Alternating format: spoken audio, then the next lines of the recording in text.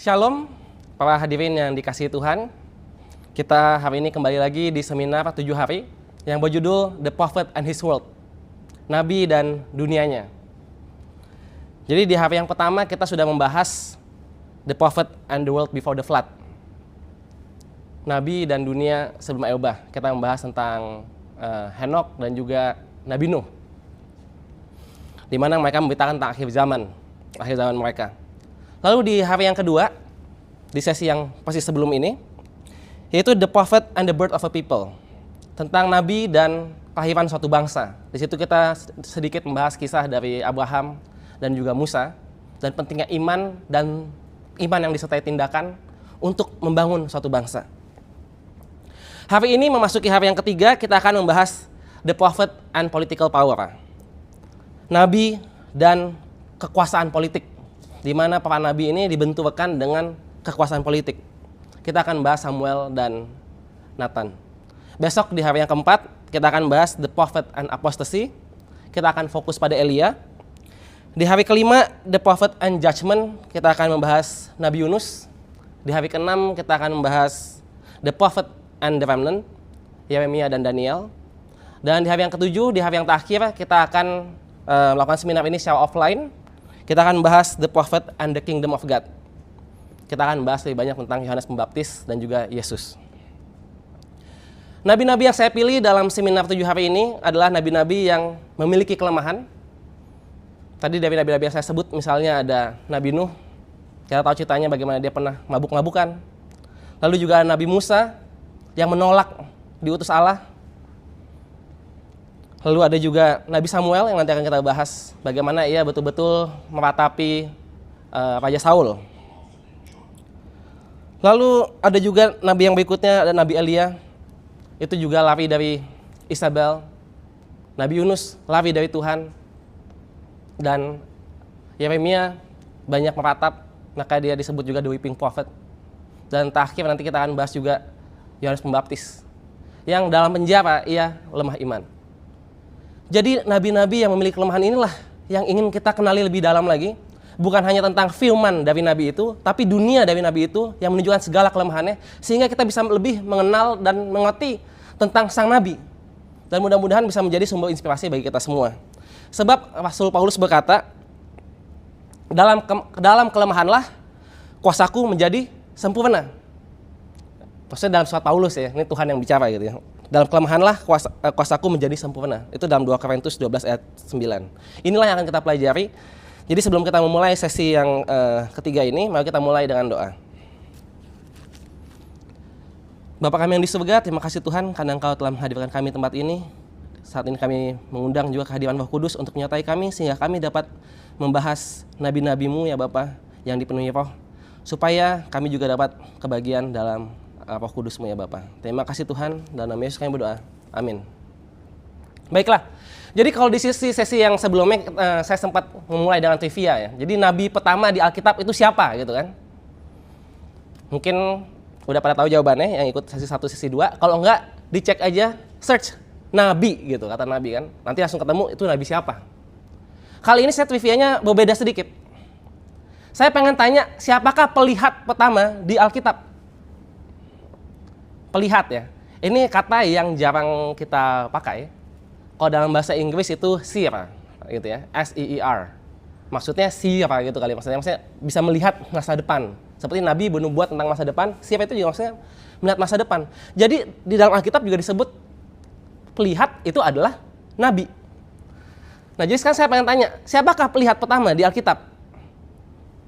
Coba kita sama-sama buka handphone kita, yang punya handphone.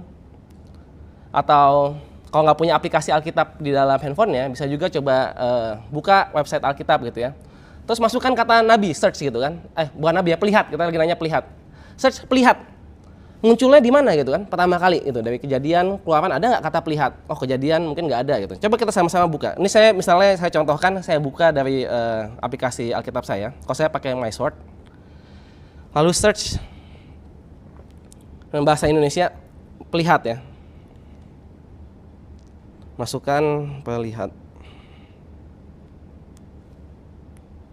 Nah, kalau di sini Langsung keluar yang paling pertama kali muncul kata pelihat itu di 1 Samuel 9 ayat 9. Nah, kita buka 1 Samuel 9 ayat 9. Ini udah saya buka karena saya udah tahu jawabannya tadi. Jadi 1 Samuel 9 ayat 9 ya. Di sini kita baca sama-sama. Saya bacakan aja.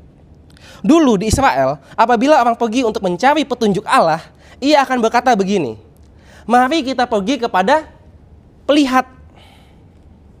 Nah, itu pertama kali kata pelihat muncul ya. Yang sekarang disebut nabi, dulu disebut pelihat. Nah, jadi pelihat sama nabi itu sebenarnya sama. Bahkan kata pelihat ini yang istilahnya lebih kuno gitu istilahnya. Dulu tuh lebih populernya kata pelihat. Lalu kemudian akhirnya bergeser jadinya nabi. Tapi intinya dua-duanya adalah sama. Dan siapakah pelihat yang dimaksud di ayat ini?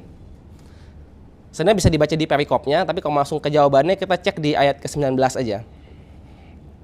Ayat 19 ya. Jawab Samuel kepada Saul, akulah pelihat itu. Nah, jadi siapakah pelihat yang pertama di Alkitab? Jawabannya adalah Samuel.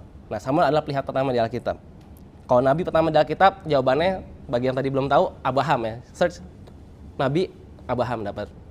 Kalau pelihat yang pertama adalah Samuel. Nah, Samuel ini adalah figur yang sangat luar biasa. Karena dia selain seorang nabi atau pelihat, selain seorang nabi, dia juga adalah seorang imam dan dia juga adalah seorang hakim. Karena waktu itu belum ada raja ya.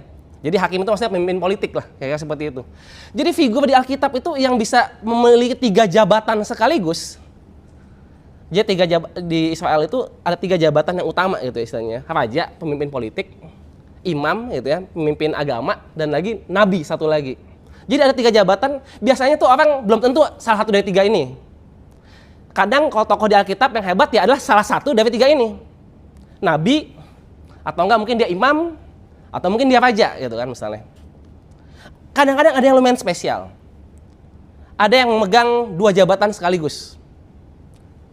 Misalnya dia adalah seorang imam dan dia juga adalah seorang nabi. Ada yang tahu? Siapa nabi yang adalah imam? Bukan berarti imam besar ya. Imam ini maksudnya keturunan Harun, melayani di Bait Suci. Imam dan nabi. Ada beberapa contohnya, tapi salah satu yang saya kasih yang mungkin terkenal adalah Yeskiel. Yeskiel nabi ya, Nabi Yeskiel. Tapi coba dibaca ceritanya dia. Dia juga adalah seorang imam. Jadi ada berapa? Yeremia juga kalau nggak salah, ya dia juga nabi dan imam.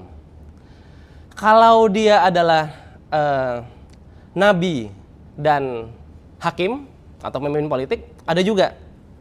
Ada tahu siapa tokoh di Alkitab? Pasti tahu orangnya siapa, tapi mungkin nggak sadar gitu. Bahwa dia memegang 2 peran.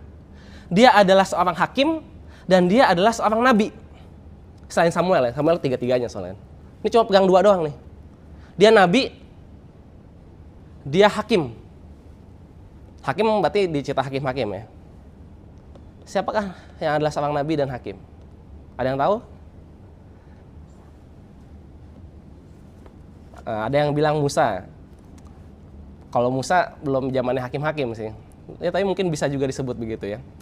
Nah, tapi yang betul-betul disebut secara eksplisit di Alkitab dia adalah seorang nabi dan adalah hakim, yaitu adalah Deborah.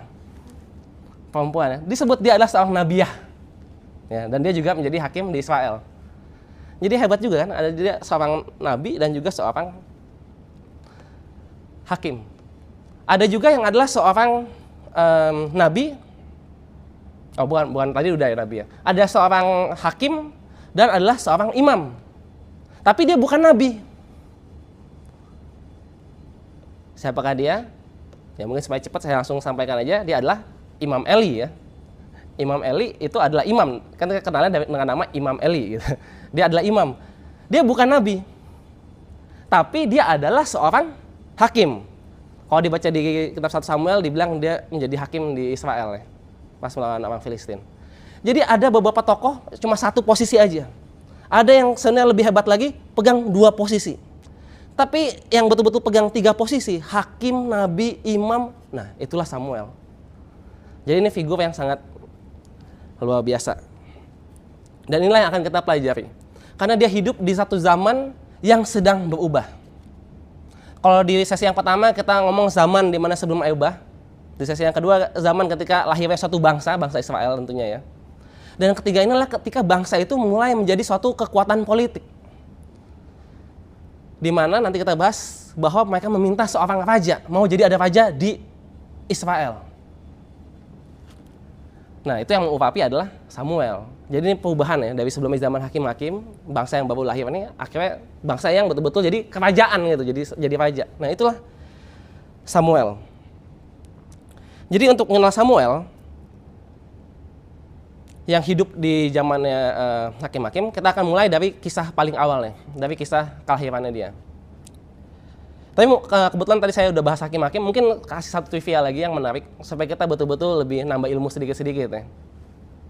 Samuel ini sebenarnya dari nama, meskipun arti katanya beda, agak-agak terdengar familiar kan, maksudnya agak terdengar mirip dengan Samson, Samuel ya. Padahal asal katanya beda. Yang satu tuh dari matahari, Sames, satu lagi Sam bisa nama atau juga tempat gitu. Pokoknya arti namanya beda tapi mirip-mirip lah.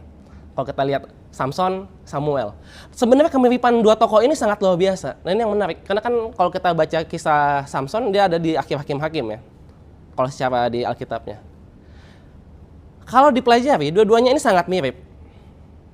Pertama apa ya? Kemiripannya. Samson dan Samuel. Kalau kita pelajari, dua-duanya ini merupakan anak yang dilahirkan kepada ibu yang mandul. Nah, itu nanti bisa dipelajari tuh. Jadi dua ibunya nih mandul sebenarnya, sampai ada intervensi dari Tuhan akhirnya bisa punya anak. Dan ketika punya anak, sama juga yang terjadi, yaitu dua-duanya dikhususkan untuk Tuhan, menjadi orang Nazir. Yang apa tuh contohnya? Rambutnya nggak dipotong.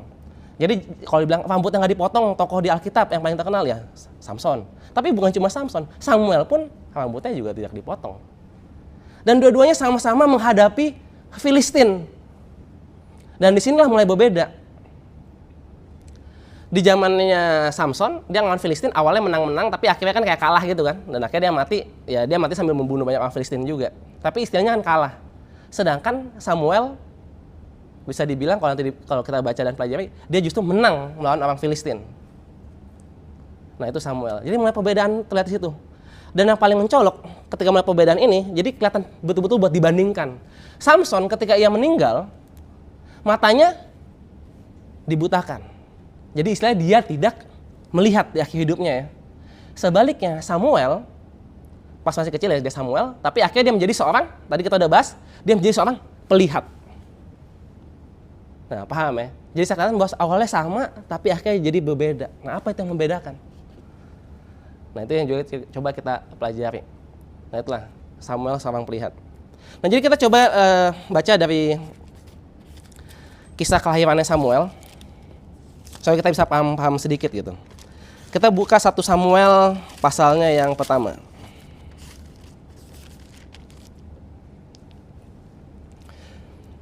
Jadi kita buka 1 Samuel 1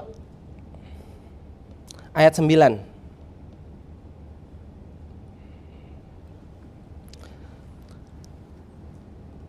Suatu kali setelah mereka makan dan minum di Silo, berdirilah Hana. Sementara Imam Eli duduk di kursi dekat tiang pintu rumah Tuhan. Dengan hati pedih, Hana berdoa kepada Tuhan sambil menangis terseduh-seduh.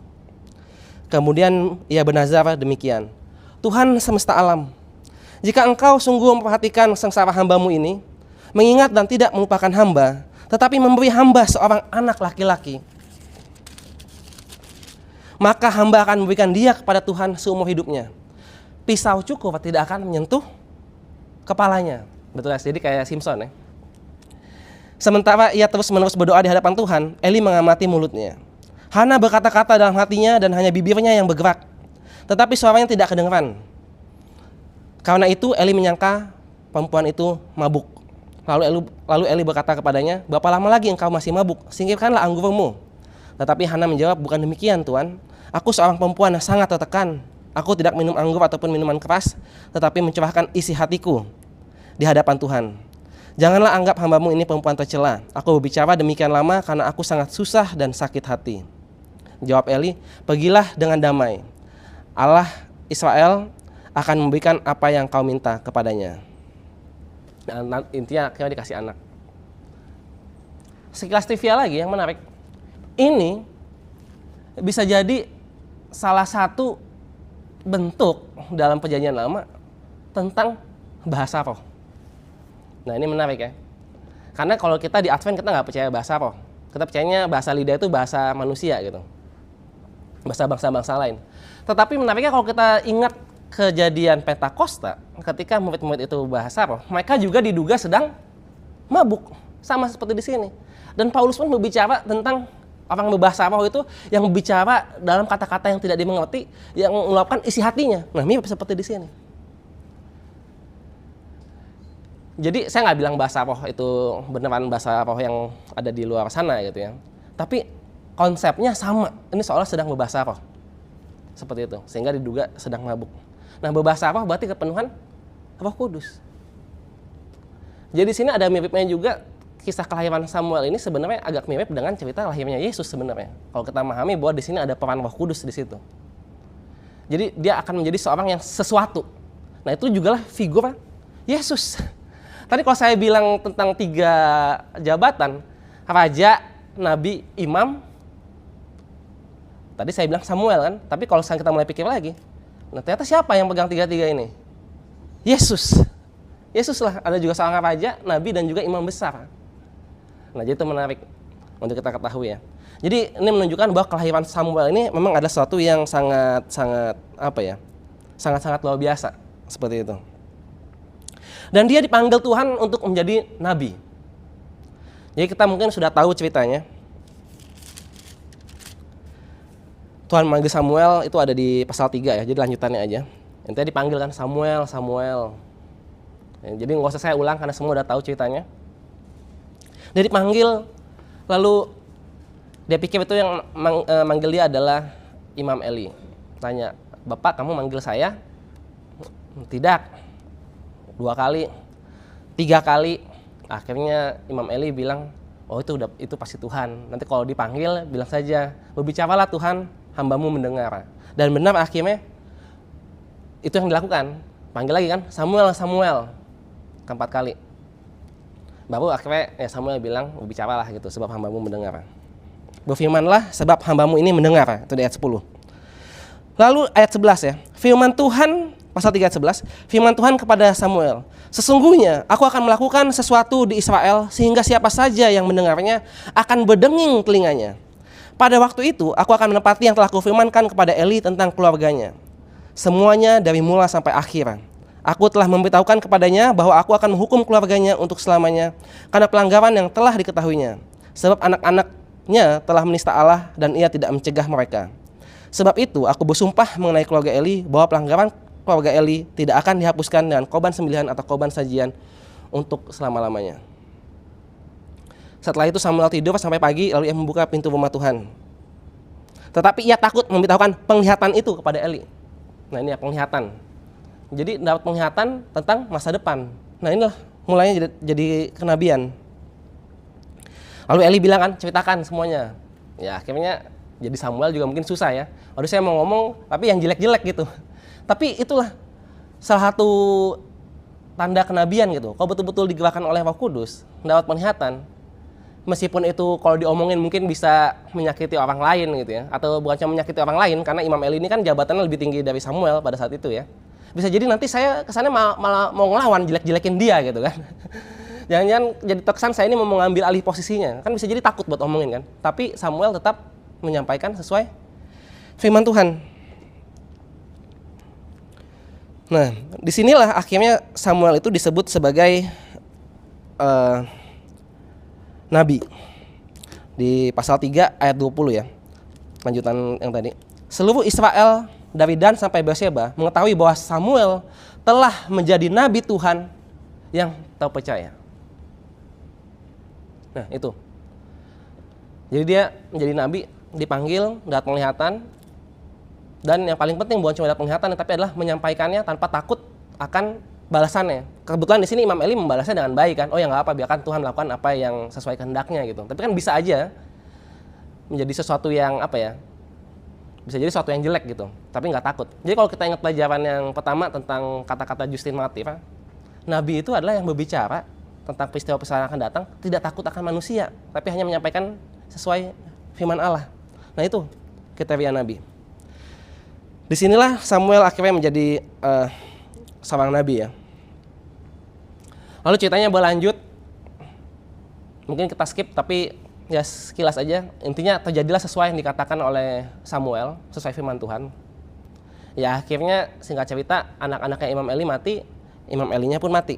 Lalu Samuel memimpin bangsa Israel, sekali yang memimpin bangsa Israel melawan Filistin dan menang telak. Nah, akhirnya dia jadi betul-betul dipandang sebagai seorang pemimpin. Sayangnya Samuel ini seolah-olah tidak berbeda dengan Imam Eli. Dia gagal untuk mendidik anak-anaknya.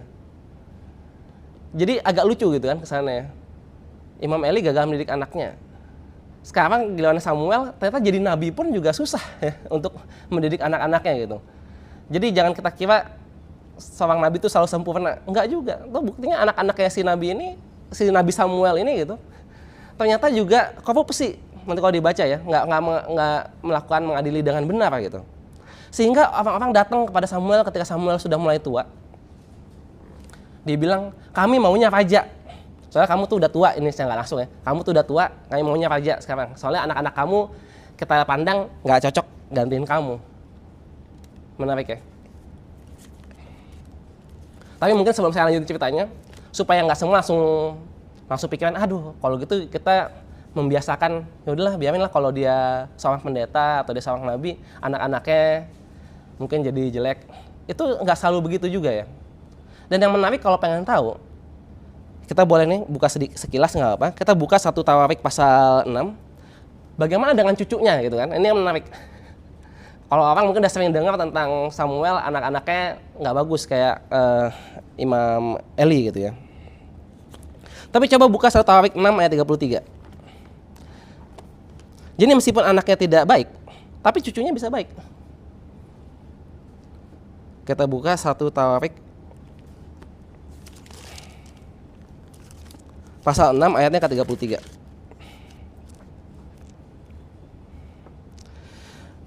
Di sini kalau kita baca di 1 Tawarik pasal 6-nya, ini isinya tuh tentang riwayat genealogi gitu ya. Ini punya anak, ini gitu kan.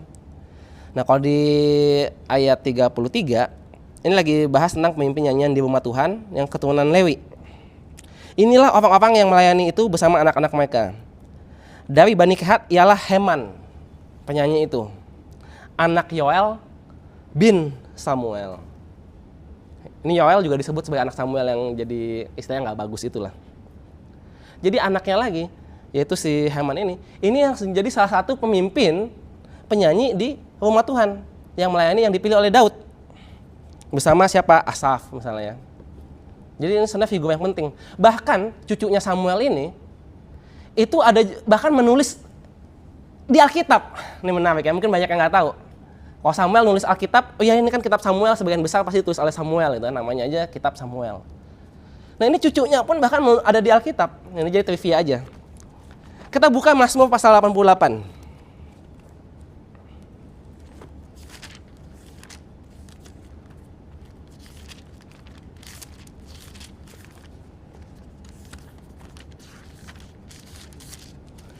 Nyanyian Mazmur Bani Korah untuk memimpin biduan menurut lagu Mahalat Leanot, nyanyian pengajaran Heman orang Ezrahi. Nah ini Heman yang sama. Kalau dibaca di 1 Tawarik pasal 6 tadi, kelihatan tuh dia tuh orang Ezrahi yang keturunan dari Bani Korah. Jadi pasal 88 ini yang ditulis oleh Heman, nah ini kan ya Alkitab gitu kan, Mazmur pasal 88 kan. Nah jadi cucunya Samuel pun bahkan ada tulisannya yang masuk ke dalam Alkitab. Jadi jangan kita selalu bilang, tuh lihat tuh Samuel tuh anak-anaknya juga nggak bagus. Tapi itu kan pada dasarnya akhirnya semua itu pilihan masing-masing gitu. Anaknya jadi besar, akhirnya mau jadi jahat atau enggak bisa salahin orang tua yang. Tapi itu cucunya menjadi orang yang baik dan akhirnya jadi penulis di Alkitab juga. Itu ya. Kita kembali lagi ke kisah Samuel. Kita buka 1 Samuel ayat 8 sampai 5. Ayat pasal 8 ayat 5 sampai. 1 Samuel pasal 8. Jadi kita balik lagi ke cerita bagaimana bangsa Israel ini meminta seorang raja.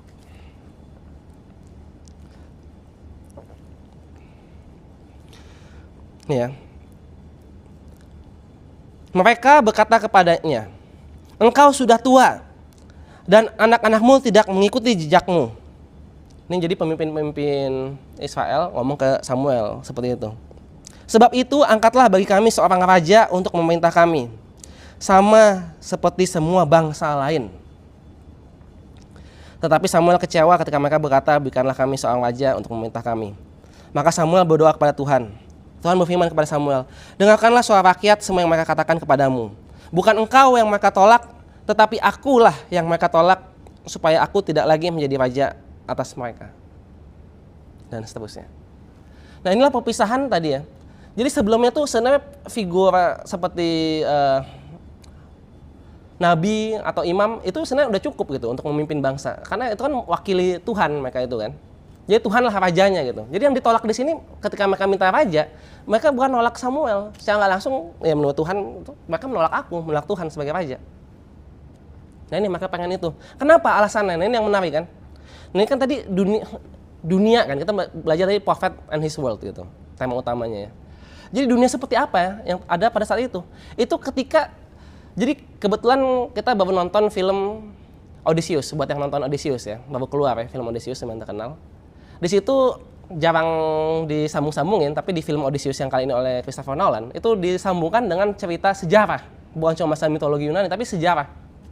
Yang disebut dengan istilahnya Bronze Age Collapse. Jadi runtuhnya zaman perunggu. Gimana kerajaan-kerajaan besar zaman itu tuh banyak yang hancur, Hittites, Empire, dan lain-lain. Banyak kota-kota besar itu hancur. Bahkan termasuk Mesir. Mesir nggak sampai hancur, nggak sampai binasa kayak kerajaan-kerajaan besar lainnya pada saat itu. Tetapi Mesir jadi tidak sekuat yang dulu. Sebelumnya itu Mesir itu mencapai kekuasaannya bahkan sampai ke arah Kanaan situ. Tapi mereka mundur. Jadi sampainya di Mesir yang kayak sekarang itulah istilahnya. Makanya itu betul kehancuran besar, dan itulah akhirnya mulai muncul bangsa-bangsa lain mengisi kevakuman itu. Makanya muncul bangsa-bangsa, termasuk bangsa Israel, termasuk juga bangsa Filistin. Nah kalau yang nonton Odyssey itu tahu mereka ngomongin sea people gitu, orang-orang laut. Nah orang Filistin kalau menurut para sejarawan itu adalah salah satu keturunan dari sea people itu yang akhirnya menetap. Nah itulah jadi orang Filistin. Jadi bangsa-bangsa yang lain mereka tuh mulai, oh ya kita mulai mau jadi bangsa nih, ini bahasa Israel ya kan, kita mulai menjadi satu bangsa. Ya itu juga mulai jadi bangsa. Jadi sebelumnya mungkin cuma suku-suku kecil yang nggak ada rajanya gitu kan, tapi karena kerajaan besarnya sebelumnya hancur atau mundur kayak Mesir, akhirnya ini kita isi jadi kerajaan-kerajaan gitu kan. Tapi cuma bangsa Israel masih belum ada raja, yang lain udah mulai jadi ada raja gitu kan. Baik, kalau kita lanjut di pasal 8 tadi, Samuel udah kasih peringatan kepada orang-orang Israel itu. Kalau nanti ada raja, kamu bakal susah hidupnya. Kamu bakal dikasih pajak. Anak-anakmu itu bakal diambil buat jadi tentara. Dan semua hasil-hasil terbaikmu juga bakal diambil sama raja. Pokoknya hidup di bawah kerajaan manusia, itu sebenarnya nggak bagus. Tapi orang Israel nggak peduli ya. Kita baca mungkin kita baca kesimpulan aja tentang kata-katanya Samuel di ayat 18, pasal 8 ayat 18 ya. Pada waktu itu kamu akan menjerit karena rajamu yang kamu pilih itu. Tuh, jadi udah dibilang karena dipajakin orang lain kamu akan menjerit. Tetapi Tuhan tidak akan menjawab kamu pada waktu itu. Tetapi ayat 19, rakyat menolak mendengarkan suara Samuel dan mereka berkata, tidak, harus ada raja atas kami, supaya kami juga sama seperti semua bangsa lain. Nah itu ya. Saya nggak peduli, pokoknya saya pengennya sama kayak bangsa-bangsa lain. Kita ini kan udah menjadi bangsa, kami pokoknya mau jadi kayak bangsa-bangsa lain. Nah inilah yang dihadapi Samuel. Dan akhirnya Tuhan yang bilang, ya ikutinlah yang dimintakan mereka itu. Sehingga akhirnya dipilihlah seorang raja, yaitu adalah Saul ya. Cerita Saul menjadi raja ini juga sebenarnya lumayan menarik. Kita nggak punya banyak waktu untuk bahas. Tapi singkat cerita, Saul itu dari suku Benyamin, suku paling kecil. Jadi ketika Saul itu dipilih, Saul itu nggak yakin. Mana mungkin saya ini dari suku terkecil gitu kan, dari keluarga kecil di suku terkecil gitu. Benyamin waktu itu udah banyak dimusnahkan pas perang saudara. Kalau tahu ceritanya di Hakim-Hakim ya. Tapi di situ Samuel bisa meyakinkan Saul dengan apa? Dengan nubuatan. Dibilang kan, Saul, nanti kamu pas pulang kamu bakal ketemu orang yang kasih tahu kamu bahwa bapak kamu udah khawatir sama kamu. Kamu pulang aja, nggak usah cari keledainya udah ketemu. Nanti kamu kesini bakal ketemu orang yang lagi bawa roti. Nanti kamu kesini bakal ketemu sama itu. Jadi ngomongin nubuatan-nubuatan sehingga ketika kamu melihat itu semua, Roh Kudus akan turun kepadamu. Masih jadi percaya betul-betul. Nah itulah yang terjadi ketika Saul pulang, kejadian-kejadian itu sesuai yang dinubuatkan terjadi, langsung percaya. Nah jadi ternyata nubuatan dari seorang nabi itu yang bisa memberikan iman ya.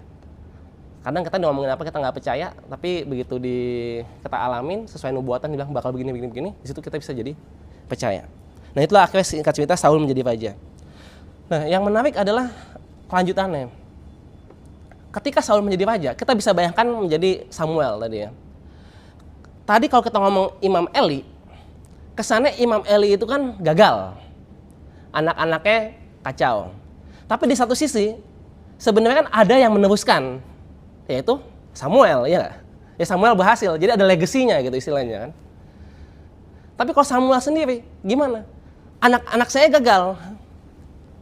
Setidaknya saya mau ada seorang yang bisa mewarisi spirit ini gitu kan. Akhirnya kan terpilihlah Saul. Jadi di bayangannya Saul inilah penerusku. Seperti dia itu menjadi penerusnya dari Imam Eli. Tapi yang terjadi apa? Bayangkan, sekarang anak-anak saya udah gagal. Saya menemukan dalam satu figur, ini mungkin yang bisa menjadi penerusku. Udah diuapi sama Samuel juga kan. Inilah Saul. Tapi ternyata Saul pun ikut mengecewakan dia. Andai kan ceritanya berhenti di sini, cuma sampai Samuel ini istilahnya, meskipun tadi kesannya kita bilang, wah Samuel hebat gitu. Istilahnya secara masalah, terkait masalah memberikan warisan atau legacy, ya kalah sama Imam Eli gitu ya. Andai kan berhenti di Saul. Nah dari situ kita bisa mengerti kenapa dia tuh sangat bergumul ketika Saul ini kok mulai melenceng juga gitu istilahnya. Makanya banyak pergumulan di sini. Saul beberapa kali pas awalnya kalau kita tahu ceritanya dia bagus gitu kan. Sampai akhirnya dia mulai istilahnya mulai meninggalkan Tuhan gitu ya, atau ditinggalkan Tuhan karena dia meninggalkan Tuhan. Itu ada beberapa cerita. Saya cuma cerita sebagian aja. Misalnya mungkin yang terkenal adalah ketika di Gilgal. Ketika melawan orang Filistin, ketika Saul melawan orang Filistin, dia udah dibilang sama Samuel, tunggu aku datang. Hari ke-7 aku datang, nanti akan korbankan terus perang kita menang itulah istilahnya ya. Tapi udah di hari yang ke-7 Samuelnya masih belum datang. Akhirnya Saul apa? Dialah yang bikin korban. Alasannya karena Samuel belum datang. Pas lagi bikin korban itu, pas Samuelnya datang. Terus dia bilang, kok kamu nggak menuruti perintah Tuhan gitu kan? Yang menarik, Saul bukannya langsung bertobat. Dia nggak langsung bertobat. Mesti nanti kalau kita baca kesana kan, oh ya ujungnya dia bertobat, ngaku salah gitu kan. Tapi dia selalu, tiap kali salah, dia nggak pernah langsung ngaku salah. Dia selalu cari-cari alasan dulu. Dia bilang apa? Dia bilang, oh ya soalnya saya takut. Soalnya rakyat mulai meninggalkan aku. Rakyatnya maksudnya pasukan-pasukannya gitu kan. Mau lagi perang lawan Filistin nih. Pas mau perang, Samuel nggak datang-datang, ya rakyatnya pelangan, ya nyelip keluar lah, kabur gitu kan. Takut, wah kayak kita bakal kalah gitu kan. Nah gimana kita mau perang gitu kan. Rakyat udah mulai meninggalkan kan. Dan kita masih belum meminta God's favor gitu. Kita belum minta ya berkat dari Tuhan supaya bisa menang gitu kan. Jadi ya akhirnya saya ambil kendali aja. Jadi kalau kita ngomong secara logika, kesana logis gitu ya. Oh ya, apa-apa udah mulai kabur gitu kan. Ya udah daripada kita sama sekali nggak berdoa, istilah kalau jam saya kesana kayak berdoa gitu ya. Tapi ini sana lebih dari sekedar berdoa ya, bikin korban itu. Ya udahlah, nggak usah nungguin pendetanya datang buat mendoakan, saya aja yang berdoa. Kan kalau kita lihat dari situ kan sana sangat logis. Nah itulah dia membela sendiri. Jadi saya yang di sini karena kamu nggak datang, malah saya nggak langsung kan nyalain Samuel kan. Nah disitulah, padahal itu sebenarnya adalah apa? Emang Samuel sengaja? Maksudnya emangnya kenapa dia telat gitu maksudnya? Ya mungkin emang sengaja gitu maksudnya. Ya inilah ujian buat si Saul itu, kamu percaya nggak sama Tuhan? Karena kan andaikan orang-orang udah meninggalkan, emang kenapa? Rakyat udah meninggalkan, tentaranya mulai pada pergi, emangnya kenapa? Oh ya bakal kalah perang? Ya belum tentu. Kalau kamu percaya Tuhan ya nggak bakal kalah. Seperti ceritanya kan udah banyak contoh-contoh sebelumnya kan. Misalnya Gideon. 300 aja cukup. Sedangkan yang bersama dengan Saul pada saat itu kalau dibaca di Alkitab masih 600 orang, 2 kali lipatnya. Paham ya? Jadi bagi dia, bagi Saul, kesannya adalah ya ini cuma ritual-ritualan aja gitu. Oh pokoknya sebelum berperang saya harus minta berkat Tuhan, ya udah sayang doa, nggak apa-apa lah pakai itu. Tapi nggak mikirin bahwa ini bukan masalah ritual, ini tentang Tuhan dan tentang penubuatan kepada firman Tuhan, itu yang lebih penting. Di situ juga Samuel bernubuat lagi ya. Jadi kita lihat bahwa Samuel itu betul-betul nabi gitu. Dia ada nubuat-nubuatnya. Kita buka 1 Samuel pasal 13 di cerita yang tadi. 1 Samuel pasalnya yang ke-13 ayat 13 sampai 14. Ya, kata Samuel kepada Saul setelah cerita sebelumnya tadi ya. Kata Samuel kepada Saul, "Sungguh bodoh tindakanmu itu. Engkau tidak menaati perintah Tuhan Allahmu yang dititahkannya kepadamu. Tadinya Tuhan hendak mengokohkan kerajaanmu atas Israel untuk selamanya. Tetapi sekarang kerajaanmu tidak akan tetap. Tuhan akan mencari seorang yang berkenan di hatinya, dan Tuhan menetapkannya sebagai pemimpin atas umatnya, karena engkau tidak menaati apa yang diperintahkan Tuhan kepadamu." Jadi dia menyampaikan hukumannya, tapi ini juga hukuman ini kan bukan masalah hukuman. Hukumannya nggak langsung kan. Ini ngomongin tentang masa depan. Masa depannya jadi berubah nih istilahnya. Takdirmu ini jadi berubah karena kamu tidak taat kepada Tuhan. Akan ada orang lain. Nah ini menubuatkan ada orang lain. Nah itu nubuatan ya. Dan ini bukan cuma pertama kalinya.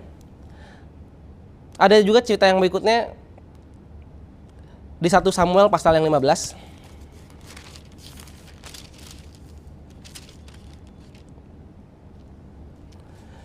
Dimulai di ayat 13.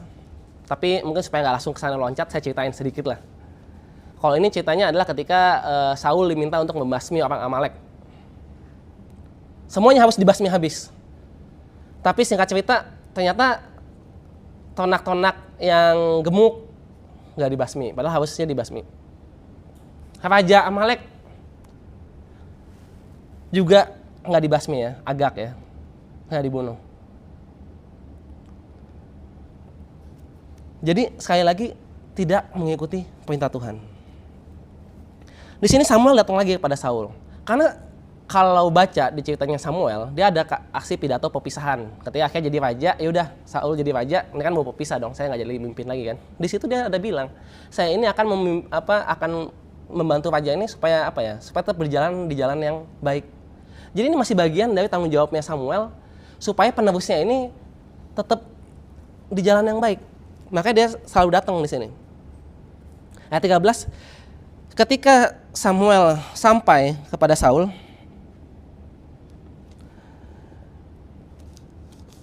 kita baca dari ayat sebelumnya aja, ayat 10 ya. Pasal 15 ayat 10. Lalu datanglah firman Tuhan kepada Samuel. Aku menyesal menjadikan Saul sebagai raja, sebab ia telah berpaling dariku dan tidak melaksanakan firman-Ku. Nah yang menarik berikutnya, Samuel gusar dan berseru-seru kepada Tuhan sepanjang malam. Lihat ya, di situ ada pergumulan. Karena dia tuh sebenarnya ya sayang sama Saul sebenarnya. Maksudnya kita kalau baca sekilas kesana, kalau dia kesana sangat disiplin banget, tapi disiplin inilah bagian dari kasih sayangnya Samuel kepada Saul. Dia situ bergumul karena sebenarnya dia pengen membela Saul. Samuel bangun pagi-pagi untuk menemui Saul, tetapi Samuel lebih tahu demikian. Saul telah pergi ke Karmel mendirikan sebuah tugu peringatan bagi dirinya. Kemudian ia balik turun ke Gilgal. Ketika Samuel sampai kepada Saul, ayat 13, berkatalah Saul kepadanya, "Diberkatilah engkau oleh Tuhan. Aku telah melaksanakan firman Tuhan." Tetapi kata Samuel, "Kalau begitu, mengapa ada suara kambing domba yang sampai ke telingaku dan suara lembu yang kudengar?" Kata Saul, "Semuanya itu dibawa dari orang Amalek. Rakyat membiarkan hidup kambing domba dan lembu yang terbaik untuk dikorbankan kepada Tuhan Allahmu. Tetapi selebihnya telah kami musnahkan." Sekali lagi kesannya logis. Oh ya ini kita nggak langsung musnahkan karena kita mau korbanin untuk Tuhan. Disinilah meskipun logis, tapi balik lagi ini sebenarnya betul bentuk cari-cari alasan. Dia tidak langsung bilang, oh ya saya salah. Makanya sebelum lanjut lagi balas alasan panjang-panjang lagi, sebelum balasan panjang lebar lagi, Langsung di-cut, langsung dipotong sama Samuel. Cukup, ayat 16 ya. Kata Samuel kepada Saul, aku akan memberitahukan kepadamu apa yang difirmankan Tuhan kepadaku tadi malam. Kata Saul kepadanya, katakanlah. Samuel berkata, walaupun engkau kecil dalam pandanganmu sendiri, bukankah engkau pemimpin suku-suku Israel? Bukankah Tuhan telah mengurapimu menjadi raja atas Israel? Tuhan telah mengutusmu pergi dengan pesan, pergi dan tumpaslah orang Amalek, orang-orang berdosa itu. Dan perangilah mereka sampai engkau menghabisi mereka. Mengapa engkau tidak mendengarkan suara Tuhan? Mengapa engkau menyambar jarahan dan melakukan apa yang jahat di mata Tuhan? Udah dikasih kesempatan kedua nih. Gagal lagi Saul, ayat 20. Kata Saul kepada Samuel, aku justru mendengarkan suara Tuhan. Maka aku pergi sebagaimana Tuhan mengutusku. Aku membawa Agag ke raja Amalek, sedangkan orang Amalek telah kutumpas. Tetapi rakyat mengambil dari jarahan itu kambing domba dan lembu yang terbaik dari semua yang seharusnya dikhususkan untuk dimusnahkan. Mereka hendak mengorbankannya kepada Tuhan Allahmu di Gilgal.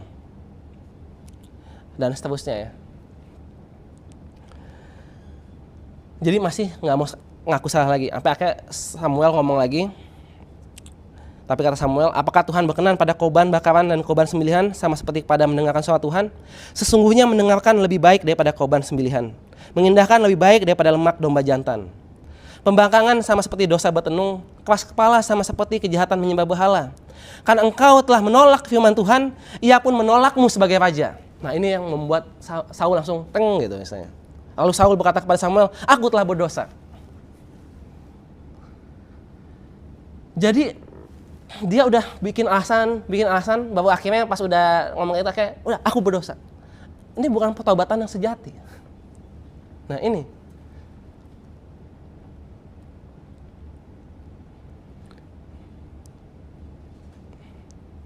Sampai akhirnya dinubuatkan sekali lagi ya. Bahwa dibilang akan diberikan tahtanya itu akan diberikan kepada orang yang lebih baik. Yang adalah Daud.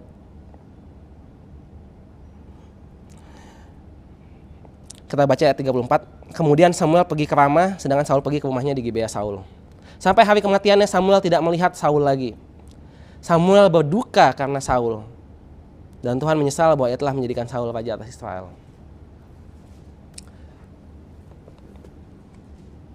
Jadi Samuel ini sedih dan betul-betul berduka karena Saul. Kan harusnya Saul inilah menjadi penerus. Sampai akhirnya inilah kedekatan seorang nabi dengan Tuhan ya. Sampai akhirnya Tuhan harus datang menghibur Samuel di ayat berikutnya di pasal 16 ayat 1. Tuhan berfirman kepada Samuel, berapa lama lagi engkau berduka karena Saul? Padahal aku sendiri telah menolaknya sebagai raja atas Israel. Isilah tabung tandukmu dengan minyak dan pergilah. Aku mengutusmu kepada Isai orang Bethlehem sebab aku telah memilih dari antara anak-anaknya seorang raja bagiku. Dan seterusnya. Jadi di sini akhirnya Tuhan mau menghibur Samuel. Ini menarik ya. Kan kadang-kadang kita mungkin bertanya ya. Kalau kita paham cerita garis besar ya, bahkan dari kita saya yakin tahu garis besar ya gitu ya. Ini Saul kan masih jadi raja. Kok Daud udah diurapi duluan gitu kan? Kan diurapin pengurapan jadi raja gitu kan. Harusnya tunggu Saul mati baru ngurapin penggantinya, ya nggak? Tapi kenapa? Kasusnya Daud dia diurapin duluan. Ternyata jawabannya sederhana. Ini semua demi Samuel. Bukan andai kan Samuel yang nggak berduka kayak begitu, mungkin sama Tuhan nanti aja itu kan gampang semua, cuma diurapin jadi raja, simple gitu istilahnya kan. Tapi tiba-tiba terjadi sesuatu yang kesannya aneh atau janggal gitu, diurapin padahal raja sebelumnya belum meninggal. Daud sampai diurapin duluan. Ini demi Samuel yang apa? Selalu berduka. Kenapa dia berduka? Penerus legasiku apa gitu? Nggak ada. Anak-anakku gagal. Penggantiku seharusnya Saul gagal. Meskipun sebenarnya bangsa Israel senang. Nah ini yang menarik juga ya. Bangsa Israel senang kan ada raja Saul. Tapi Samuel melihat dari sisi yang lain kan. Tapi dia jadi raja tapi bukan yang mengikuti Tuhan, samanya bohong gitu. Oh Samuel ngerti banget itu. Tapi tadi penerusku siapa? Nggak ada. Jadi sama-sama kesedihannya sebenarnya mirip sama cerita Abraham. Penerusku siapa? Kan itu intinya kan. Nah disinilah Tuhan bilang, ini kamu kesana, ini penerusmu aku tunjukin ke kamu sekarang. Sampai ketemulah Daud. Dan untungnya adalah cerita Daud ini. Jadi penerusnya Samuel itu sebenarnya ada, itu adalah Daud. Jadi dia nggak gagal seperti Maksudnya nggak lebih buruk daripada Eli lah istilahnya. Kalau dia nggak ada penebusnya lebih jelek dari Eli istilahnya kan. Imam Eli aja ada penebusnya, yaitu Samuel. Nah, tapi meskipun dia sudah melihat Daud, apakah Samuel melihat Daud ketika dia betul-betul menjadi raja? Karena kan diuapin bukan otomatis langsung jadi raja secara materialnya gitu ya, nggak langsung bermahkota gitu kan. Jawabannya tidak ya. Samuel meninggal sebelum Daud betul-betul menjadi raja. Kita mungkin pikir, oh enggak, udah diuapin. Tapi itu belum jadi raja gitu, belum betul-betul jadi rajanya. Jadi Samuel itu meninggal sebelum melihat Daud menjadi raja. Dan yang menarik, ketika dia meninggal, itu kayaknya di 1 Samuel pasal 25 ya. Iya, 1 Samuel pasal 25. Kan ada tuh judulnya kematian Samuel ya. Itu berada di mana tuh? Kalau lihat di lokasinya. Itu ketika Daud ini lagi dikejar-kejar sama Saul, mau dibunuh. Jadi Samuel justru bukan meninggal ketika udah yakin, oh ya ada penebusku, Daud ya akan yang udah jadi raja sukses. Enggak. Dia justru meninggal nggak melihat secara langsung, tapi dia udah melihat secara dia seorang nabi ya. Jadi dia pasti tetap yakin. Tapi maksudnya saya mau nunjukin bahwa dia tidak melihat secara langsung Daud itu berhasil. Bahkan yang dia lihat secara langsung sebelum dia menutup mata, sebelum dia meninggal adalah Daud ini justru lagi mau dibunuh oleh Saul. Tapi bukan berarti Samuel lemah iman, justru dia beriman, dia percaya aja. Dan ternyata benar Daudlah yang akhirnya menjadi raja. Siapakah yang betul-betul melihat Daud menjadi raja? Nah, salah satunya adalah nabi yang lain. Saya selalu bilang kan, kalau ada yang bilang nabi itu nubuat akan terjadi sesuatu, harus ada nabi lain yang menunjukkan kegenapannya. Nah, salah satu yang melihat adalah Nabi Nathan. Nabi Nathan itu kita bisa lihat pertama kali dia muncul itu di kitab 2 Samuel.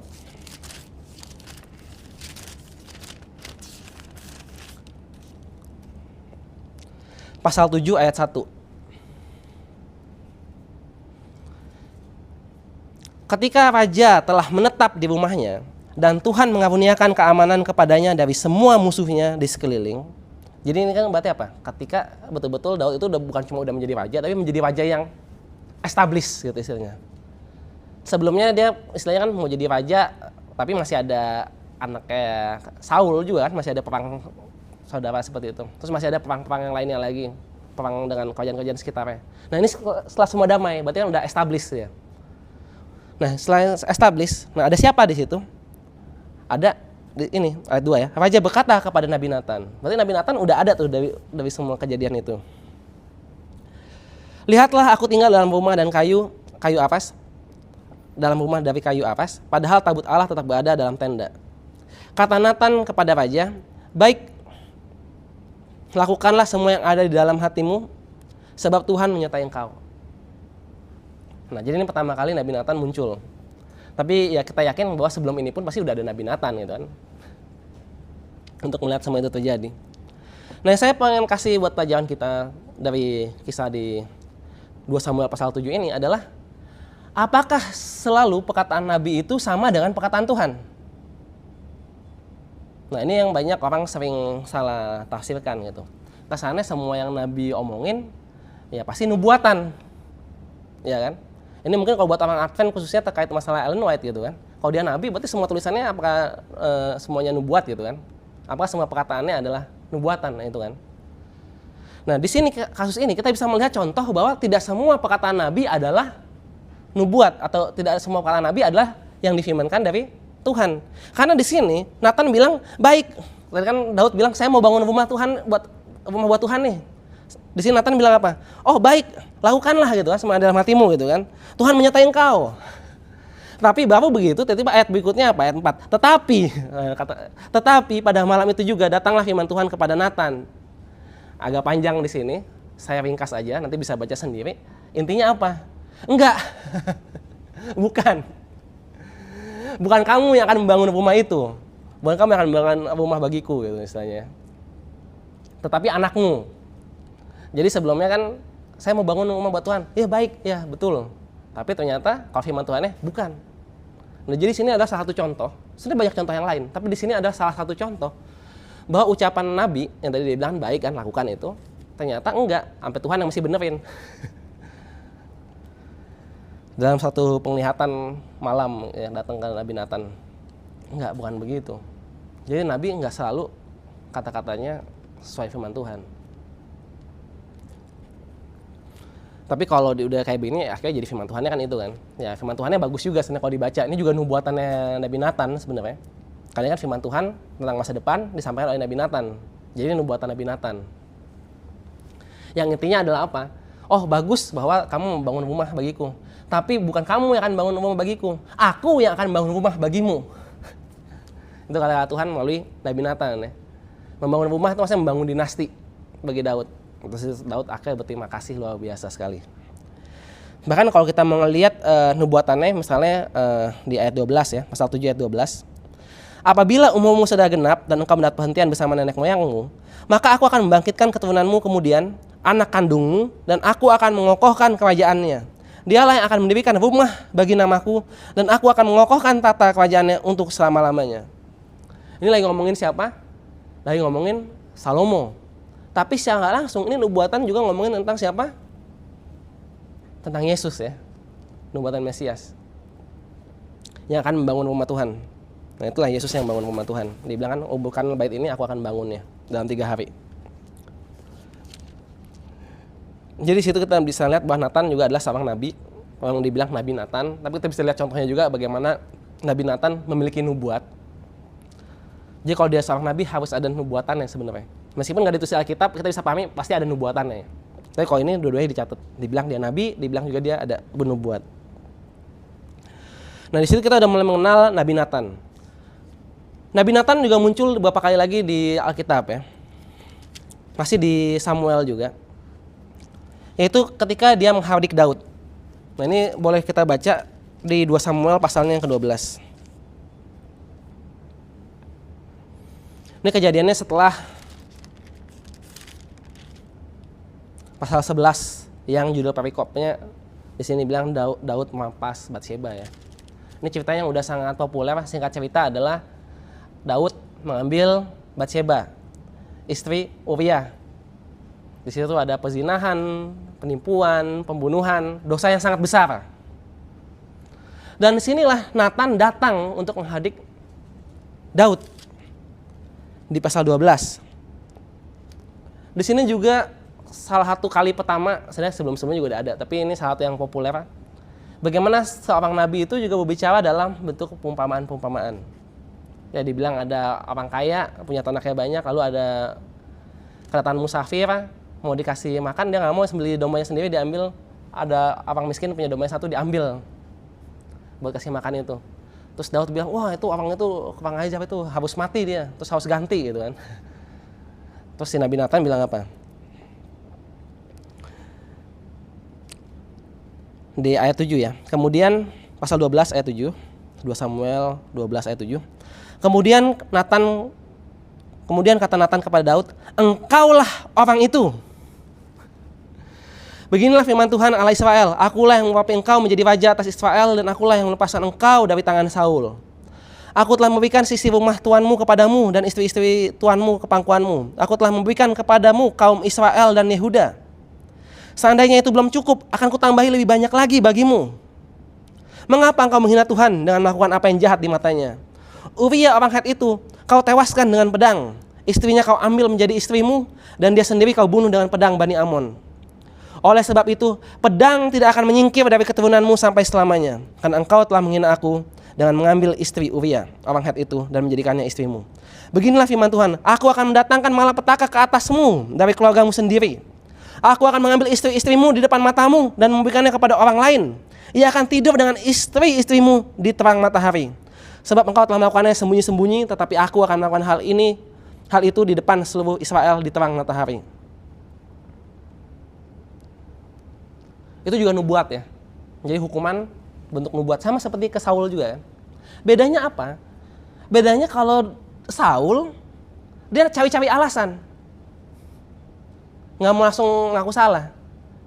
Kalau Daud, ini bedanya Daud dengan Saul. Kenapa dia menjadi orang yang dikasihi Tuhan gitu ya. Ketika dia omongin begini, jawabnya apa? Lalu berkatalah Daud kepada Nathan, ayat 13, aku sudah berdosa kepada Tuhan. Langsung ya. Nggak usah cari-cari alasan lagi. Langsung ngaku. Beda sama Saul, kalau kita lihat contoh-contohnya, cari alasan dulu, baru ngaku salahnya belakangan. Kalau Daud, udah. Nggak usah cari alasan lagi. Aku sudah berdosa kepada Tuhan. Kata Nathan kepada Daud, Tuhan telah menyingkirkan dosamu, engkau tidak akan mati. Walaupun demikian, karena engkau benar-benar menista Tuhan dengan perbuatan ini, pastilah anak yang lahir bagimu itu akan mati. Yang menarik, banyak orang juga salah sangka di sini ya. Ketika baca ini dibilang, wah enak banget ya, Tuhan telah menyingkirkan dosamu. Langsung selesai gitu kan, karena minta ampun dosa. Oh iya, ini kan teologi Kristen memang kan. Kita minta ampun ya langsung diampuni. Betul dosanya diampuni, tapi akibat dosa itu tidak diampuni. Tetap terjadi akibat dosa itu. Tadi yang dinubuatkan itu tetap terjadi. Pedang tidak akan meninggalkan keluargamu. Habis itu kan kejadian apa setelah ini? Nggak lama kemudian, ya berapa tahun sih, bertahun-tahun. Ya Absalom memberontak, meniduri gundik-gundiknya Daud di bawah terang matahari. Itu terjadi kan? Jadi mengakui dosa bukan berarti begitu aja, ya hukuman dosanya hilang. Mungkin hukuman di akhiratnya ya tadi hilang gitu ya. Tapi hukuman di dunianya tetap ada. Jadi jangan sekali-sekali pikir, oh saya orang Kristen, saya dosa nggak masalah. Nanti kalau ada apa-apa saya tinggal minta ampun sama Tuhan, dosanya saya hilang. Nggak sesederhana itu ya. Jangan pikir karena kita punya Tuhan yang mengampun, jadi kita bisa jadi seenaknya. Nanti, oh tenang aja lah, nanti saya minta ampun gitu. Enggak. Hukumannya tetap terjadi sesuai yang dititahkan. Nah yang terakhir, dari yang saya ingin bahas dari Nabi Nathan, adalah tentang bagaimana dia itu terlibat dalam politik. Nah ini menarik kan, tadi kita judulnya adalah Nabi dan kekuasaan politik ya. Dimana itu seolah dibenturkan. Kita mulai dari Samuel yang istilahnya dia adalah penguasanya juga. Dia kan juga hakim gitu kan. Tapi akhirnya dipisah, mulai ada raja. Dan ketika rajanya salah, seorang nabi ini harus membenarkan. Yang kesannya kalau kita nggak mikirin panjang lebar ya emang begitu harusnya gitu kan. Tapi sebenarnya kalau kita pikirkan lebih lanjut, itu suatu resiko. Karena kalau rajanya nggak seneng, kita bisa diapa-apain gitu kan. Tapi ternyata ya mereka tetap sampaikan, dan di bagian sini masih awal zaman raja-raja. Raja-raja itu sangat memandang tinggi, menyegani nabi. Jadi semuanya diikutin. Nah tapi ketika rajanya salah, nabi kan datang nih. Nah seberapa seorang nabi itu harus terlibat gitu dalam permasalahan politik? Apa cuma kasih peringatan-peringatan aja gitu kan? Kalau tadi sebelumnya kesannya begitu ya, seperti Samuel sama ceritanya Nathan tadi kan. Tapi enggak juga, ternyata bisa secara aktif. Nah ini yang bakal kita lihat di kisah Nathan. Di 1 Raja-Raja pasal 1. Jadi udah nggak di Samuel lagi, tapi di sini Nathan juga muncul. Ini kejadiannya ketika Daud mulai tua, lalu Adonia ini pengen mengklaim dirinya sebagai raja. Karena dialah yang sangat jadi anak paling tua. Karena kakak-kakaknya sebelumnya udah mati. Termasuk yang terakhir Absalom. Absalom udah meninggal kan. Sekarang Adonia, anak keempat nih. Saya yang pantas jadi raja, ya kan? Tapi waktu itu yang dinubuatkan harusnya kan Salomo yang jadi raja kan. Nah disinilah ketika Adonia mau menjadi raja dan kesannya rajanya itu membiarkan, terus dia udah mau mengklaim gitu kan dirinya sebagai raja. Disinilah Nathan melakukan intervensi. 1 Raja-Raja pasal 1 ayat 11 sampai 14. Lalu berkatalah Nathan kepada Batseba, ibu Salomo, tidakkah engkau mendengar bahwa Adonia anak Hagit telah menjadi raja, sedangkan Daud Tuhan kita tidak mengetahuinya? Sekarang baiklah ku beri nasihat kepadamu supaya engkau dapat menyelamatkan nyawamu dan nyawa Salomo anakmu. Pergilah menghadap Raja Daud dan katakan kepadanya, bukankah tuanku sendiri ya rajaku telah bersumpah kepada hambamu ini, Salomo anakmu akan menjadi raja sesudah aku dan dialah yang akan duduk di atas tahtaku? Mengapa sekarang Adonia menjadi raja? Selagi engkau berbicara di sana dengan raja, aku akan masuk pula dan mendukung perkataanmu itu. Jadi lihat ya, kita sering tahu ceritanya ya Batseba datang ke Daud ngomongin tentang kan kamu udah janji begini-begini. Tapi cerita lengkapnya bukan Batseba datang kepada Daud. Cerita lengkapnya adalah Nathan yang suruh Batseba datang ke Daud. Nathan di sini melakukan intervensi. Dan bahkan dengan istilahnya berpolitik, ini kan berpolitik hitungannya kan. Kamu datang ke Daud, pas kamu udah selesai ngomong, Bahkan sebelum ada kejadian-kejadian lain, sebelum rajanya balas, nanti aku bakal langsung datang juga dan aku membenarkan apa yang kamu omongin. Istilah jadi kan ada dua saksi gitu kan, ngomongin hal yang sama. Kan kamu udah janji Salomo akan jadi raja, itu intinya kan. Ada Batsheba, dan nanti aku langsung datang. Kenapa nggak datangnya barengan? Ya ini berarti berpolitik gitu kan.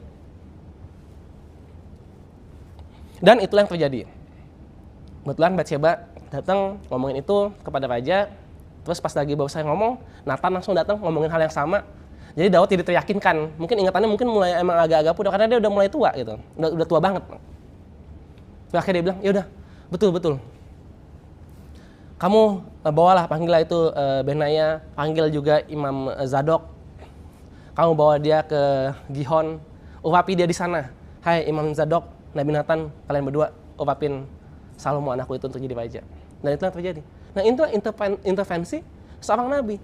Jadi bukan cuma masalah ngomong doang, tapi ternyata seorang nabi itu juga bisa melakukan intervensi. Bahkan mungkin sesuai jabatannya, dia mungkin harus melakukan intervensi. Meskipun itu kesannya jadi seperti, oh ini jadi self-fulfilling prophecy dong. Kan kalau percaya sama Tuhan kan biarin aja Tuhan yang jadiin. Nggak usah saya bertindak, Tuhan aja yang bertindak. Tapi di sini ada contoh. Nabi Nathan bertindak, padahal dia tahu nubuatan, dia yang kasih nubuatannya pula gitu kan. Tapi di situ dia ikut bertindak. Jadi ada betul-betul suatu kegiatan aktivisme juga gitu. Nggak bisa, oh saya nabi atau saya orang benar, saya pendeta, saya apa. Oh pokoknya Tuhan udah ngomong apa itu yang terjadi saya percaya aja. Tetap harus ada tindakan, tapi tindakan yang benar. Pak. Bukan kayak seperti tindakannya contohnya mungkin yang populer. Pak. Ceritanya Yakub dan Esau ya. Yang ibunya bilang kan, oh ya kamu mesti begini kan, dia bertindak gitu kan. Tuhan udah ngomong saya bertindak. Harusnya dia percaya aja gitu. Tapi dia kan tindakannya kan salah, nipu gitu kan. Itu bukan berarti, oh jadi nggak usah bertindak, percaya. Kita harus bertindak seperti Nabi Nathan ini. Dia bertindak sesuai profesinya. Tapi tindakannya yang benar, nggak pakai tipu muslihat. Sehingga terjadi. Dan yang menarik, Nabi ini yang membedakan. Karena kalau dibaca di 1 Raja-Raja pasal 1, pendukung dari Adonia itu siapa? Di ayat 7 ya. Ada Yoab, panglima perang kan? Dan Imam Abiatar. Jadi Adonia itu didukung oleh panglima tertinggi dan juga imam besar Abiatar. Tapi kenapa Salomo yang menang? Ya pertama tentu karena udah dinubuatkan oleh Tuhan. Tapi yang membedakan juga pendukungnya Salomo siapa? Benaya, istilah juga mesin bulan panglima tertinggi, tapi dia juga seorang panglima perang, seorang jenderal gitu ya. Juga ada nabi, juga ada Imam Zadok. Nah bedanya dengan tadi Adonia nggak ada nabi di pendukungnya. Tapi Salomo di pendukungnya ada nabi. Nah, di situ kita bisa lihat ya. Jadi kekuatan militer atau kekuatan politik di yang berjenderal ada sama-sama pendukungnya. Buat Adonia ada, buat Salomo ada. Imam juga ada pendukungnya. Tapi nabi. Nah, siapa yang disertai nabi? Itulah yang menjadi raja.